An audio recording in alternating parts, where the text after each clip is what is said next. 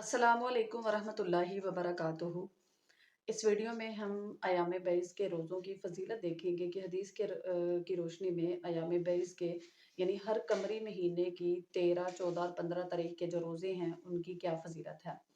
हज़रत कतादा बिन मल्हान रज़ी अल्लाह तआला अन्हु से रिवायत है कि रसूलुल्लाह सल्लल्लाहु अलैहि वसल्लम हमें अयाम बैस के रोज़े रखने की तलकीन किया करते थे और आप सल्लल्लाहु अलैहि वसल्लम फरमाया करते थे कि अयाम बैस के रोज़े रखना ऐसे ही है जैसे उम्र भर के रोज़े रखना।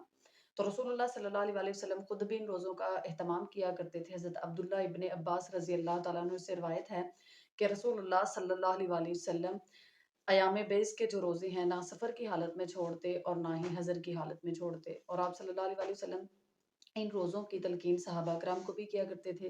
हज़रत अबू हुरैरा रज़ी अल्लाह तआला अन्हु से रिवायत है कि वो फरमाते हैं रसूलुल्लाह सल्लल्लाहु अलैहि वसल्लम ने उन्हें 3 चीज़ों की वसीयत की। उन 3 चीज़ों में पहली जो वसीयत थी वो अयाम बैस के रोज़े रखने की है, दूसरी चाशत की 2 रकतें अदा करनी और तीसरी सोने से पहले नमाज़े वितर यानी वितर को पढ़ लेने की। तो रसूलुल्लाह सल्लल्लाहु अलैहि वसल्लम हर महीने कमरी महीने की 13, 14 और 15 तारीख को खुद भी रोज़ा रखा करते थे और सहाबा कराम को भी तलकीन किया करते थे।